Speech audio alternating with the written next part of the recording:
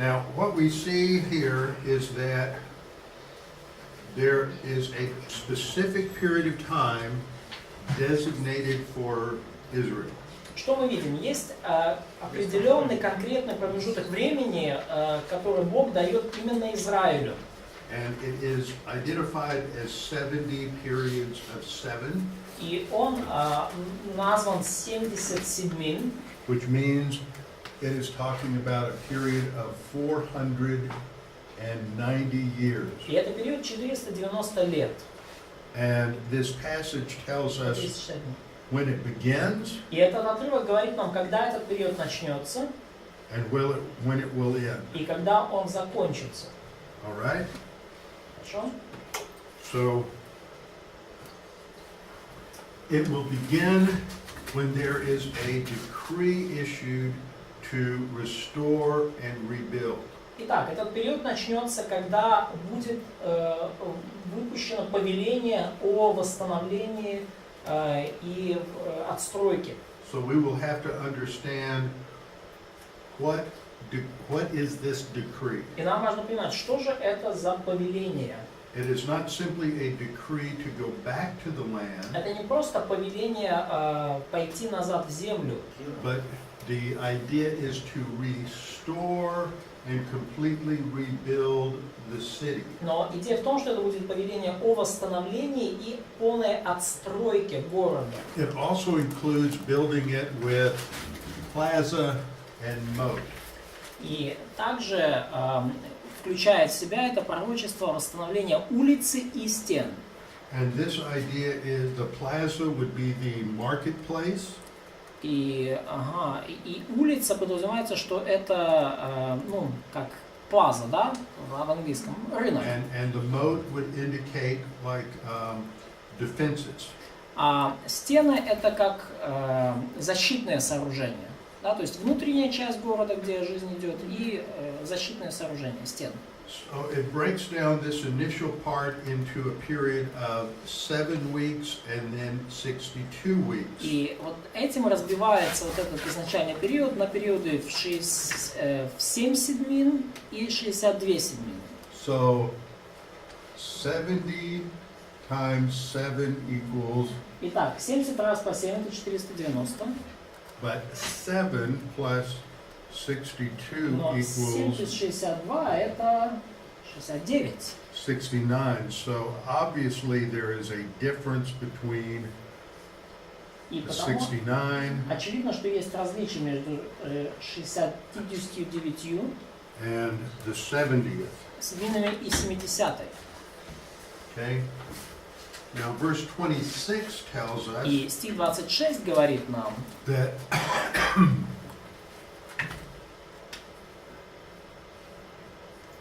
that after что после the 62 week there's a break. 62 семилетий будет перерыв. It is not in the 62nd week, but after that the Messiah is cut off. Мессия будет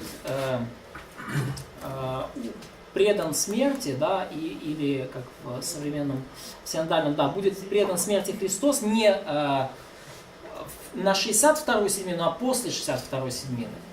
So verse 26 says that there's going to be some sort of break between the 62nd week and the 70th week. И 26 стих подразумевает, что будет определенный промежуток между 69 седьминами и 70-й.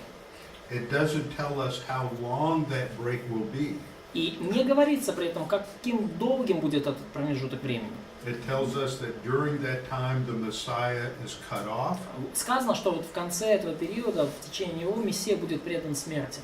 And then there will be a destruction of the city, Jerusalem, Дальше произойдет разрушение города и святилища, города Иерусалима. and the temple. И что храм будет также разрушен. So obviously a lot takes place between the end of the 62nd week and the 70th week. И, очевидно, многое будет происходить между концом 69-й недели и 70-й недели. Verse 27 Стих 27. verse 26 also tells us that there will be wars and desolations. И 26 стих говорит о том, что будут войны и опустошения.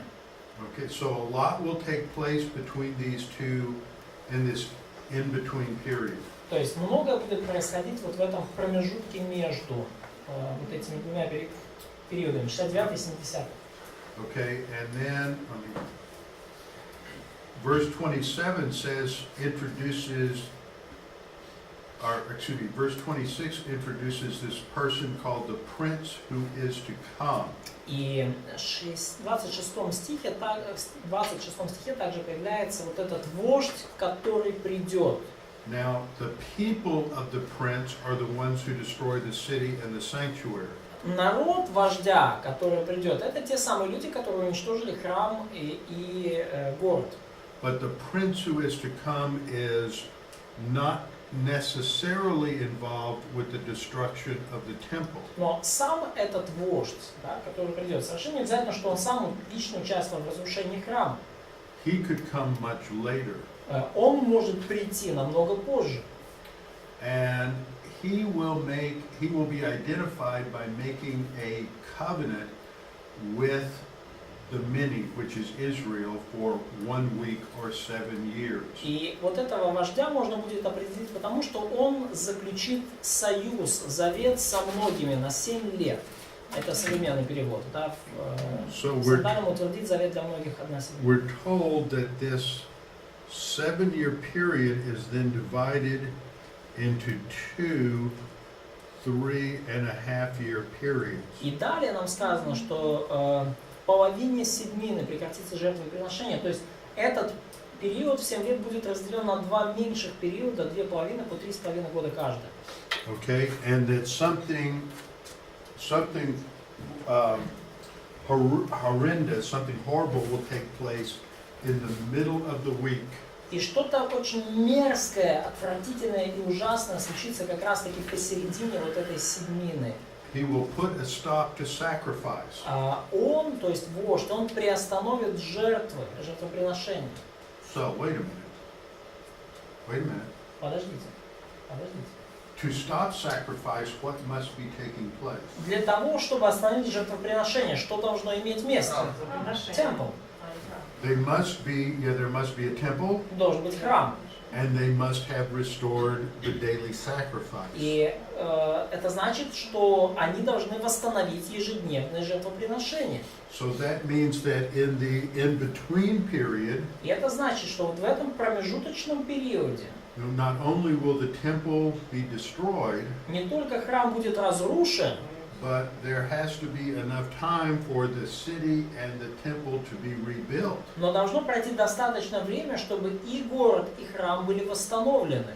So this shows that there's a huge gap between the 62nd week and the 70th week. И это, can I call it 69th week? Well, it's the 69th week, but I'm just talking about this, what the text says. И таким образом мы видим, что достаточно большой промежуток времени между вот в этой 69-й, да, ну или 62-й по тексту седьминой, и 70-й. Достаточно, чтобы восстановились и город, и храм. And then he will somehow create this abomination in the temple.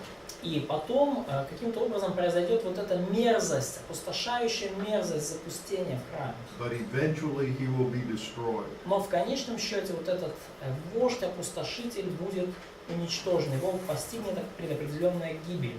Okay, let's look at the distinctions. Давайте рассмотрим некоторые отличия, некоторые особые Specific details. Детали, особо важные. When does this time period begin? С чего начнется этот промежуток времени? 70-я седьмина. Well, there is a decree from Cyrus to return to the land in 538.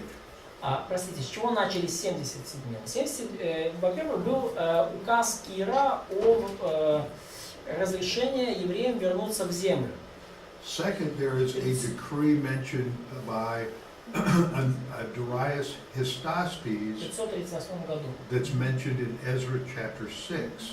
Второй указ выпущен Дарием, царем Дарием Персидским, и этот указ упоминается в Ездры 6 But главе. that still just focused on people going back to the land. Но оба этих указа, они фокусируются на просто разрешении евреям вернуться в свою землю. So the same is true about Artaxerxes' first decree. И то же самое касается первого указа царя персидского Артаксеркса. So these three decrees all relate simply to people, Jews going back to the land. И вот эти три первых указа, декрета персидских царей, они все касаются разрешения евреям вернуться в свою землю. But 13 years later, Artaxerxes gives a second decree. Но 13 лет спустя Артаксеркс выпускает еще один указ. This is the one in Nehemiah 1 and 2, Это указ, который описан в Неемии 1 и 2 главе. authorizing Nehemiah to go back and rebuild the walls and the fortifications. Это указ, который дает Неемии право и позволение царское вернуться в Иерусалим и восстановить стены и укрепления. So that will be the starting point of our clock. И вот именно с этого указа наши часики начинают тикать. So we have a stopwatch И у нас есть как бы секундомер божественный. that starts the time.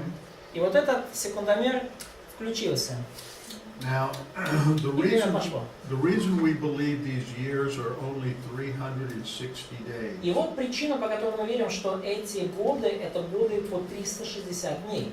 Daniel 9:27 describes this period as a half a week. Даниила, 9 глава, 27 стих, описывает половину вот этого периода, как половина недели, Or half of a period of 7. половина седьмины.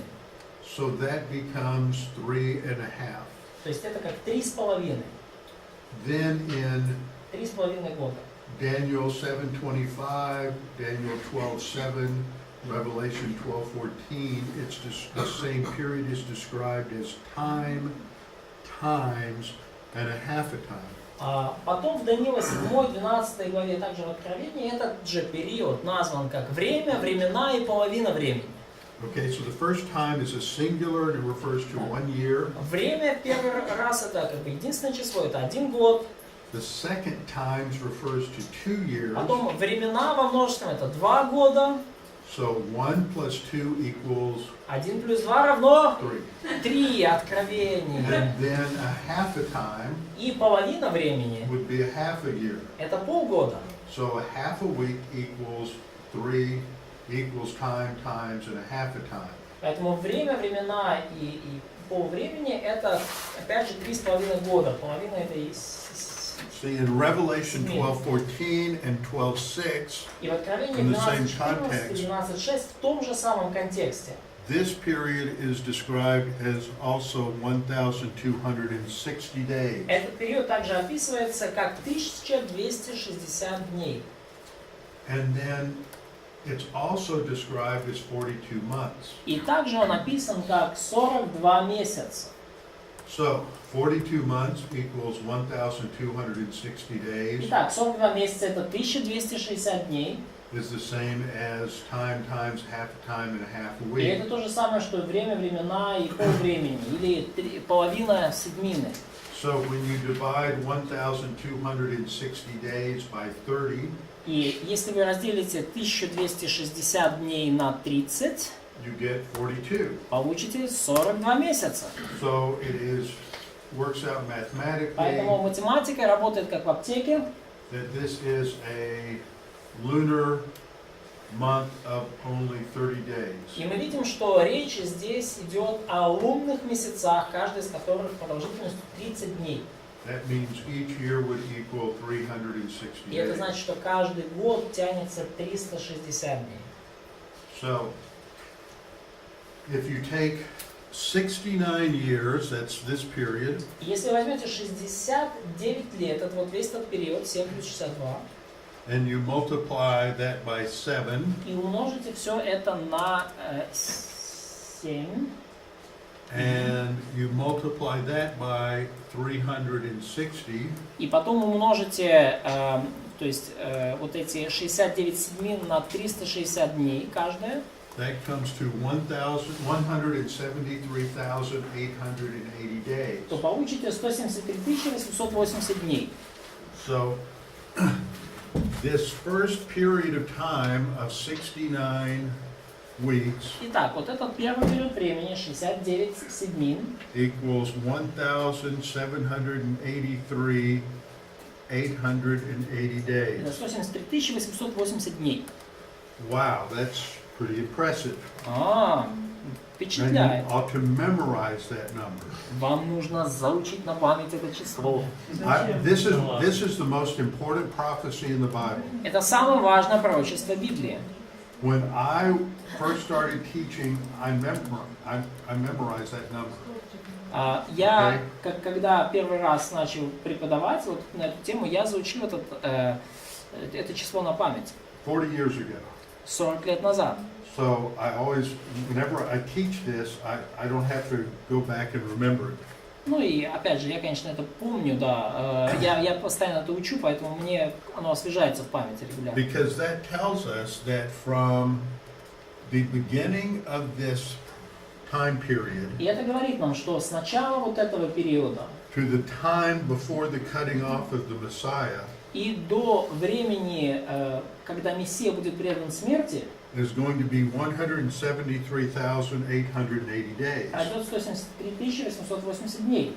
So if you know this date, И если вы знаете вот эту изначальную дату, когда часики запустились, you can count forward вы можете посчитать наперед and identify the approximate time when the Messiah would be cut off. и высчитать примерный день, когда Мессия будет предан смерти.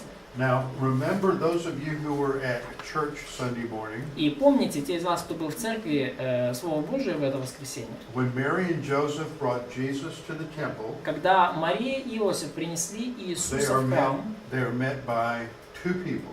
их встретили там два человека. First Simeon, Сначала Симеон, then Hannah. потом Анна. Okay, how did they know to be expecting the Messiah?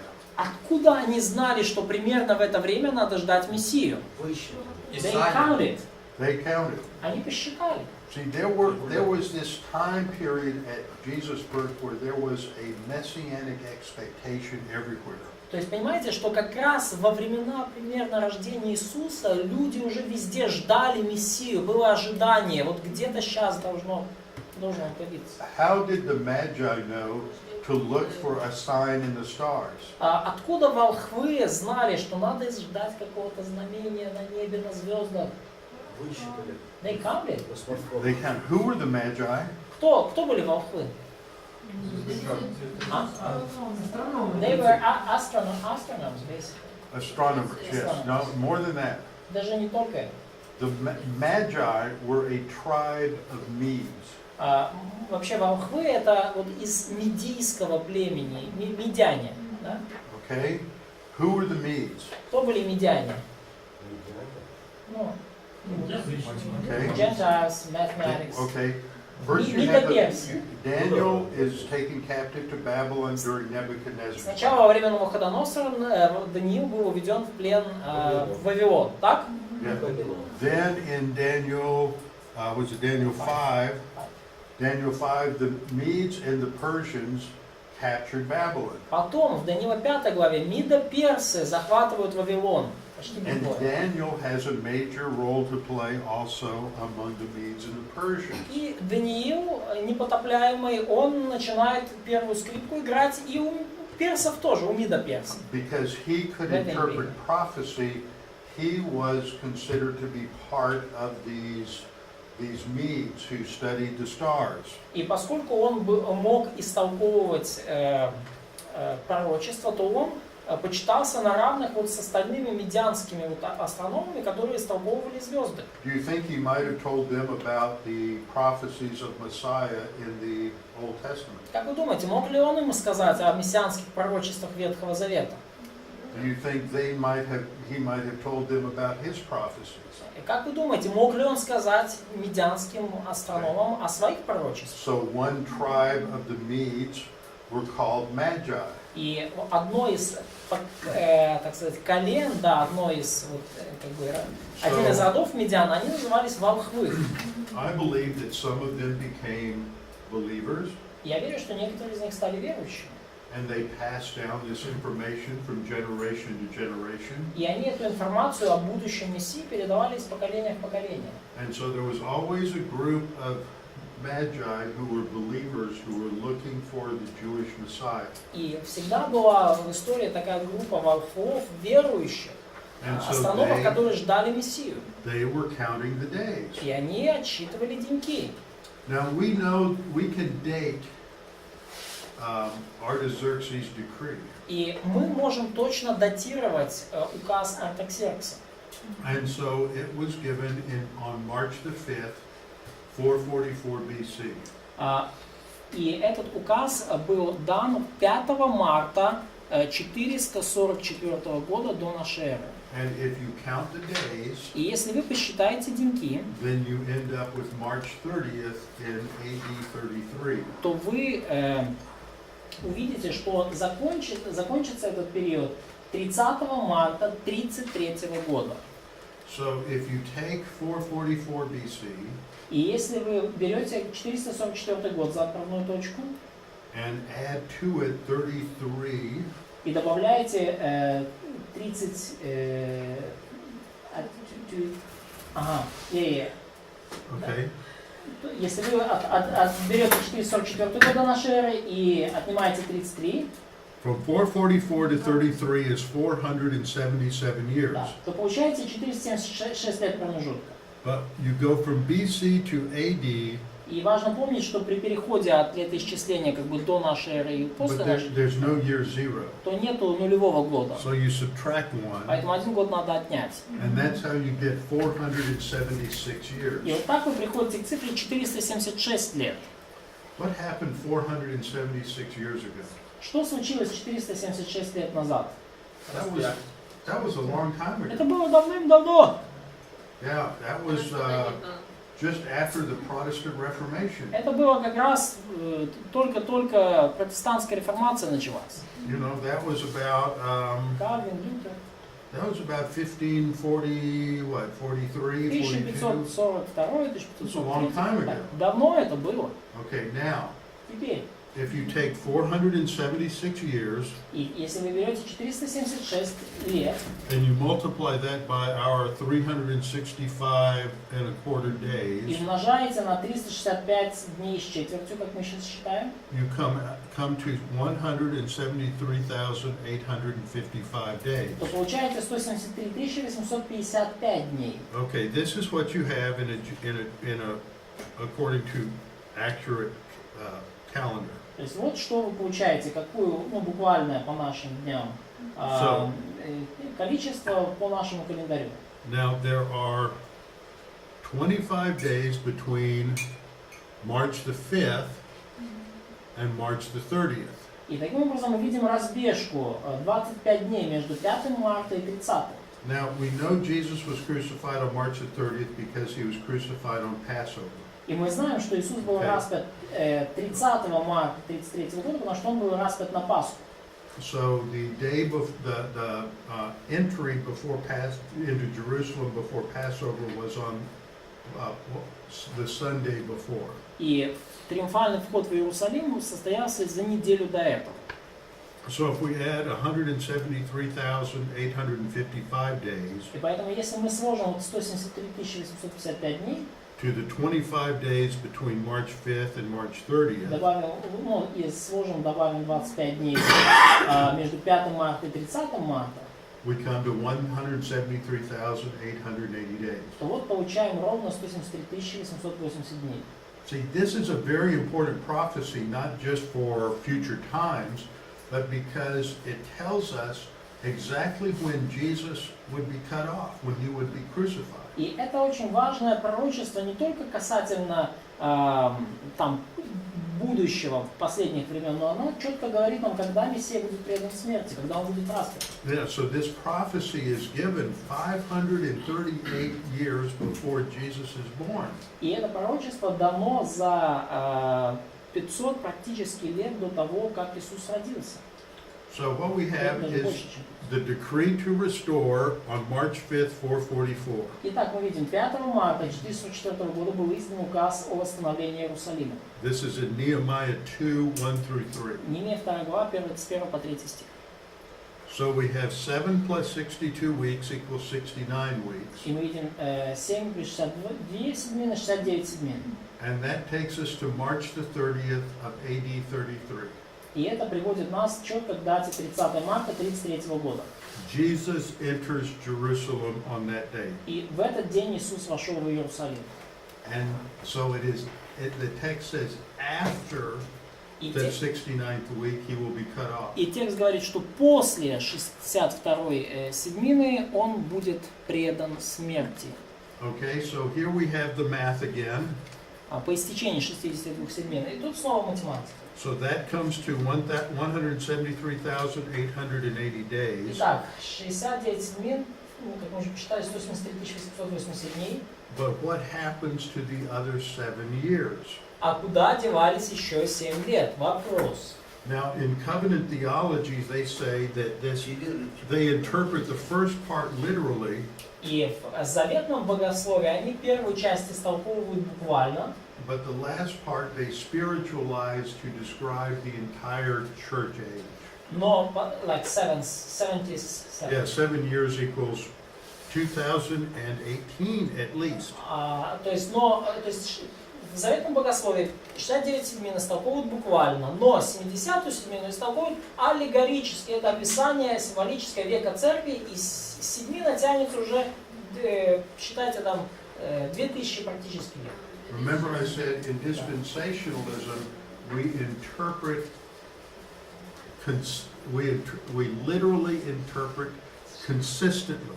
И, как помните, мы говорили, в диспенсационализме мы истолковываем буквально, и это буквальное истолкование, оно мы последовательно везде так истолковываем, а не там, где нам нравится. If the first 69 weeks are to be interpreted literally, then the last week should be interpreted literally. И если первые 69 седьмин мы истолковываем буквально, то и последнюю 70-ю надо истолковывать буквально. Okay, now here it is in Russian. Вот на русском. Тот же самый слайд. Now, all of this has to do with Israel. И все это касается Израиля. So we know from Daniel what time of year it was. Но мы знаем из книги Даниила, в какое время года это случилось. And we can determine the month. Мы можем определить месяц. From Nehemiah, you mean? Yes.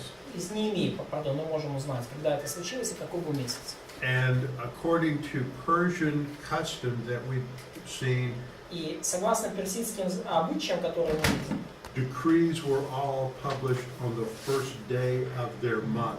Вообще все указы персидские печатались в первый день месяца.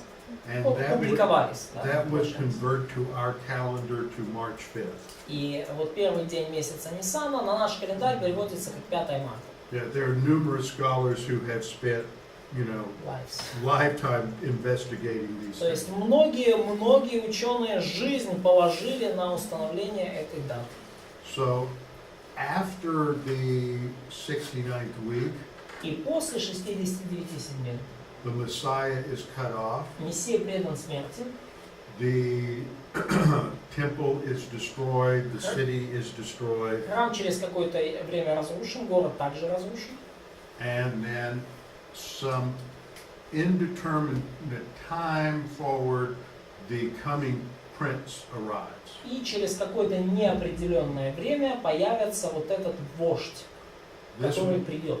This will begin the 70th week, И с этого начнется 70-я седьмина. in the middle of which there will be the abomination of desolation. И посередине вот этой седьмины, через 3,5 года, случится мерзость запустения. And that too is designated for Israel. И опять же, и этот промежуток также, он специально для Израиля создан. We know that Like 3 for the Trinity is the number of God. Ну, мы знаем, что вообще 3 это как бы число Бога. Man was created on the 6th day. Мы знаем, что человек был создан на 6-й день. So this is the number of man. То есть 6 это вообще число человека в Библии. And since 3 is the number for God, И поскольку 3 это число для Бога, you have 3 sixes. то вот мы видим 3 шестерки. This has something to do with the Antichrist claiming to be God. То это какое-то отношение будет иметь к заявкам Антихриста на то, что он есть Бог. He will set his statue in the temple to be worshipped as God. И сатана, мы знаем, установит свою статую в храме и заставит поклоняться себе как Богу. The people who destroyed the first temple, Народ, который разрушил первый храм, excuse me, the second temple, простите, второй храм, второй, are Romans. римляне, So he will come out of the area of the former Roman Empire. и таким образом Антихрист произойдет с территории бывшей Римской империи. Now, what are we looking at in this picture? Что мы видим на этой картинке? Dome of the Rock. Да, это купол скалы называется. Купол скалы, да. Купол скалы, да. Now, this is a famous picture, but I took this picture. There are many others. Знаменитая Very фотография, famous. есть много других, но я взял это. What's interesting is I am standing on the Mount of Olives. Что интересно, я вот это фото делаю с Масличной горы. And as you look across here, you will see these 2 gray domes. И что вы видите с этой точки зрения, вот эти два больших купола здесь. Do you know what that is? Знаете, что это? That is the Church of the Holy Sepulchre. Это церкви, да? The sepulchre, the grave where Jesus was crucified and buried. То есть это церковь построена на месте, где Иисус был распят. Голгофа, да? Yeah, I believe this is the location of where Christ was И crucified. я верю, что именно на этом месте Иисус на самом деле и был распят. This first dome, originally it was two small churches, Изначально были две маленькие церкви. one over the location of the crucifixion Одна на месте, где был Иисус распят, and one over the grave. и одна на месте могилы. But they are very close together, Но они очень близко very друг close. к So другу. eventually Очень it близко. became one church И в конечном счете эти две церкви стали одной, with 2 domes. с двумя куполами. Now you can't tell from this picture, but the Dome of the Rock was built to be higher than the domes on the Church of the Holy Sepulchre.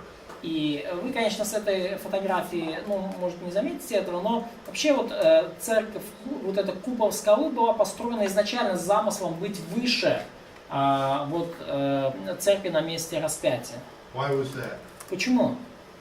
Because the Muslims are showing, first they built it on the side, this was the side of the temple. Мусульмане пытались показать, во-первых, они построили вот этот купол скалы на месте храма. The rock in the name Dome of the Rock is the rock where the Ark of the Covenant sat when the temple was there. Skala или камень, вот в этом названии купол скалы, это место, где стоял ковчег Завета, когда храм еще был там. So the Dome of the Rock is a monument to the conquest of Judaism by Islam. И купол скалы это своего рода памятник тому, как ислам завоевал, поработил иудаизм. And it is built to be higher than the Christian church to show that it is superior to Christianity. И вот этот купол скалы построен изначально с замыслом быть выше храма гроба Господнего в Иерусалиме, чтобы показать, что ислам превосходит христианство. Even more than that, on the inside of the walls of the Dome of the Rock, Но даже более этого, внутри, на стенах купола скалы are many scriptures from the Quran. Множество отрывков из Корана перечислено.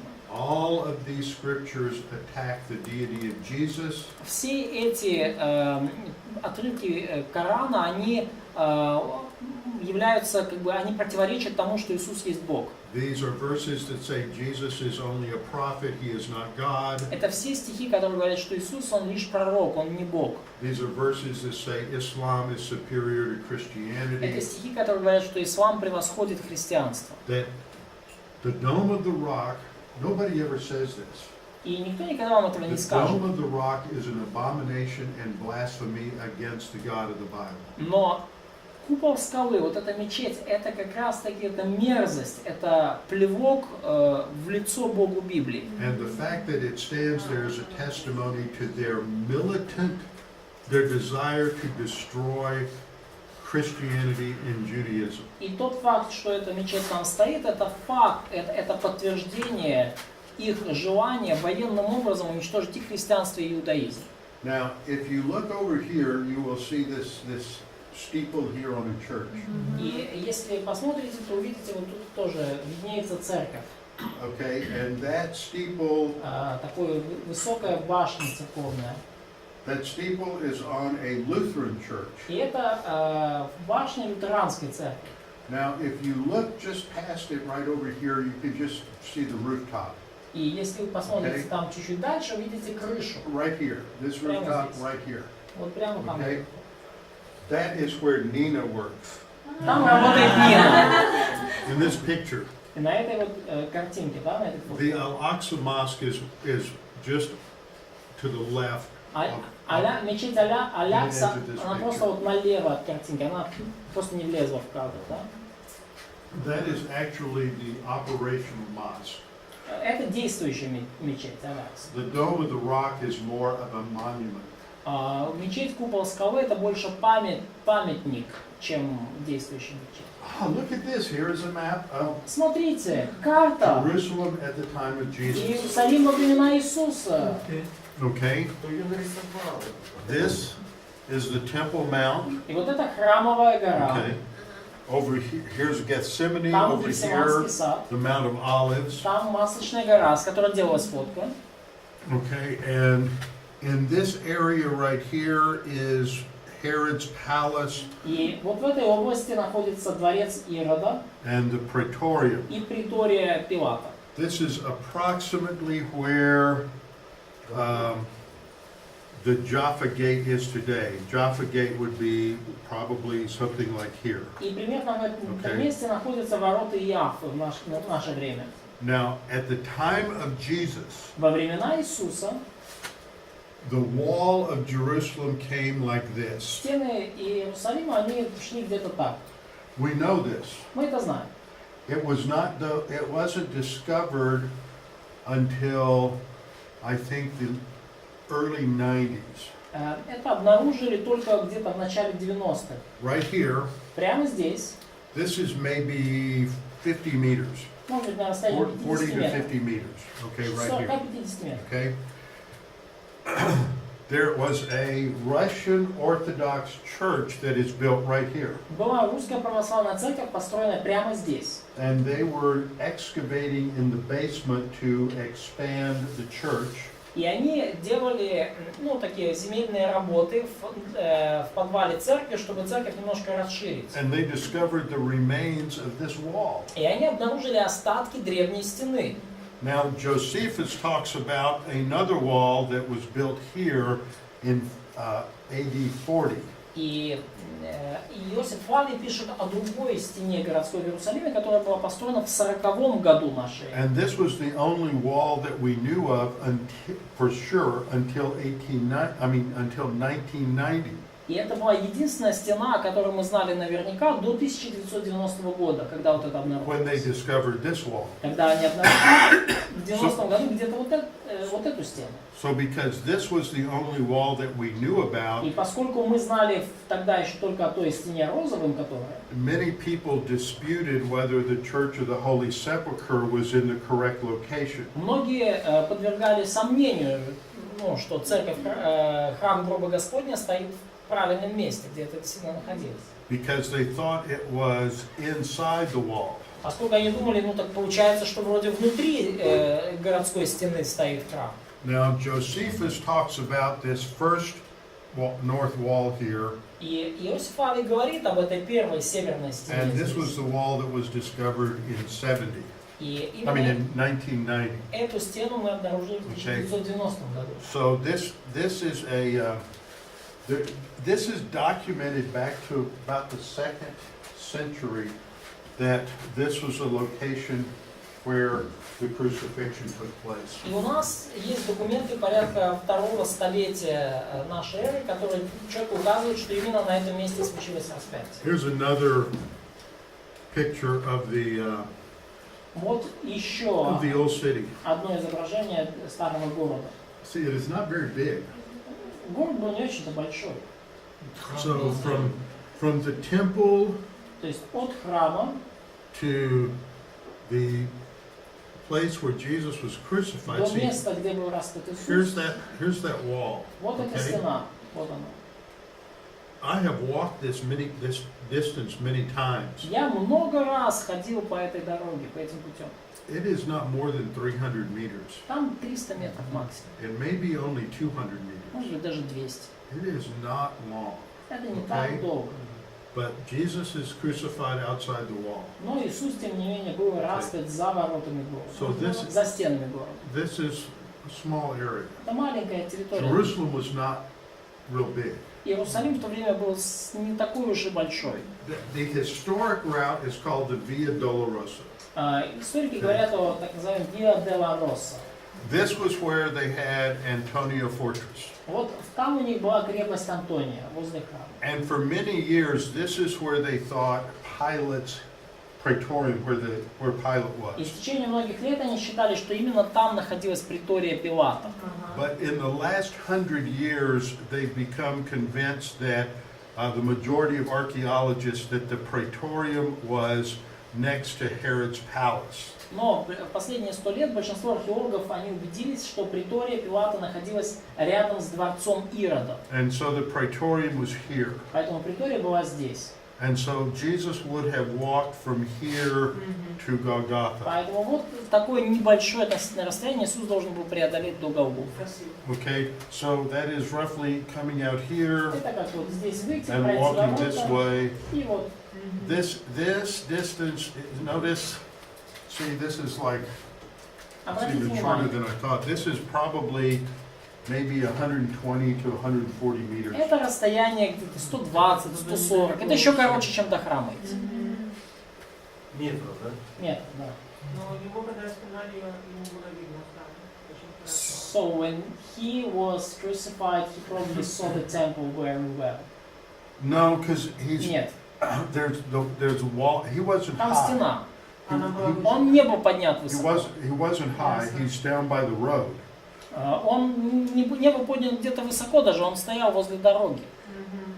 Okay, and so he was, even though the cross is above the ground, his feet were probably this far from the ground. И хотя You know, he's крест, он not как like бы up, way up. был, конечно, он приподнят над землей, но маловероятно, что ноги Иисуса поднимались выше, чем вот So здесь. you have the wall, and you have other buildings and houses Ну and и там everything. есть стена, там есть другие здания, он ничего не видит. And this is at the base of a cliff. И That was where they had quarry, stone quarry. There's evidence they were digging out stone there, like we're building. Да, ну и это место находится в, скажем так, в самом недалеко от скалы, где была каменоломня. Там они высекали камни, которые позже использовали для строителя. И вот это место распятия, оно как раз находилось вот в начале вот этой скалы, в основании этой скалы. Here you see, this is a Muslim graveyard. Вот смотрите, Okay. вот это кладбище Islamic мусульманское. Мусульманская. Because they think that making it a graveyard, it is unclean. Поскольку они думают, что если они поставят могилу на каком-то месте, это станет нечистым. Yeah, Messiah can't go on unclean ground. И Мессия не сможет ходить по нечистой земле наивной. And right in this area here, И прямо вот в этой области, вот здесь, you really can't see it, but this is where a gate was walled up. но именно в этом месте они замуровали ворота. But remember, this wall, Но помните, что эта стена, although it is in the same location as ancient wall. Хотя она на том же самом месте, что и древняя стена. This wall was built by Suleiman the Magnificent. Эта стена была построена Сулейманом Великолепным. So the gate that he put in here И ворота, которые он здесь поставил, is not identical to the eastern gate that existed at the time of Jesus это in Herod's wall. не те же самые ворота, которые были в восточной стене Иерусалима, когда была еще стена Ирода.